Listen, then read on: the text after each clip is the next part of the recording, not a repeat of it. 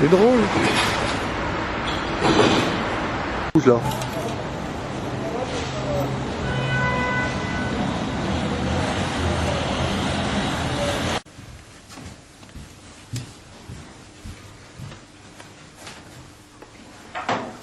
En ce qu'on appelle asynchrone ou en synchrone. Asynchrone, ça veut dire on apprend sur un site web, sans professeur, à l'heure qu'on veut, le matin, le soir, le dimanche, quand on veut, on suit les cours. Donc il y a des petits cours de 20 minutes en général, ce qu'on appelle des briques de formation.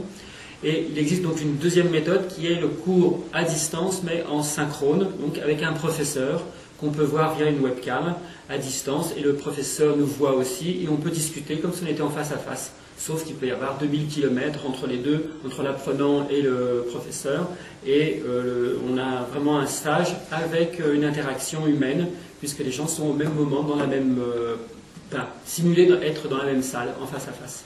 Donc c'est deux façons de voir le e-learning.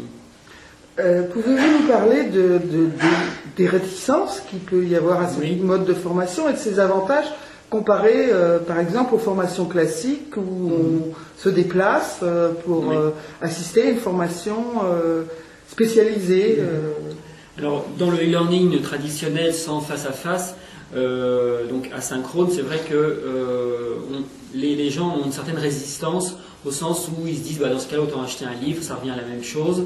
Bon, simplement le e-learning est quand même un peu plus ludique parce qu'il y a du mouvement, on demande d'intervenir sur le clavier, de bouger les choses, sur les copier, les coller, ou de tracer des flèches, etc. Donc c'est un petit peu plus ludique, on est plus sur le domaine du ludique que vraiment dans le livre où il suffit de lire. Enfin, donc la résistance, elle est qu'il n'y a pas le facteur humain.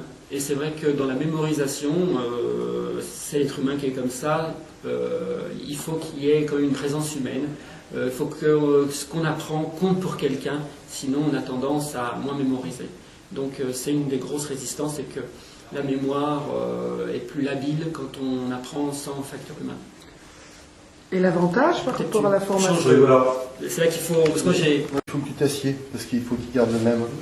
Regarde. Alors, parlez-nous un petit peu des avantages par rapport à la formation classique où on se déplace en masse. D'accord, donc la comparaison entre la formation en e-learning ou dans une salle de formation, le gros avantage c'est que le salarié n'a pas besoin de se déplacer, donc il n'a pas besoin de s'inquiéter de savoir quel métro il va prendre ou quel train, est-ce qu'il va arriver à l'heure, qui sera dans le groupe ou autre. Là, du coup, il peut rester à son bureau, ou même s'il est équipé chez lui, il peut utiliser son matériel et faire la formation le matin ou même le samedi. Beaucoup d'actions de formation peuvent se faire le samedi ou le matin ou samedi après-midi. Donc, c'est plus facile. Vous avez parlé de caractère plus ludique de l'e-learning, mais et de la réticence sur l'aspect humain. Est-ce qu'il n'y a pas des e-learning un peu plus avec des échanges, peut-être virtuels? Oui, alors il y a des possibilités, par exemple justement qu'on utilise aussi, qu'on commence à utiliser à l'AFP, c'est une possibilité de classe à distance, c'est-à-dire qu'il y a un professeur qui peut être à Paris, l'animateur peut être à Paris, et on peut très bien rentrer en communication directement avec quelqu'un qui est à Berlin et lui expliquer comment marche la console rédactionnelle par exemple. Et donc on discute avec la personne, on lui demande de se mettre sur la console rédactionnelle, on lui montre comment il va créer un slug, et après on peut lui dire vas-y maintenant crée ton slug. Et donc tout ça se fait au même moment, comme si les deux personnes étaient assises l'une à côté de l'autre. Merci. Merci.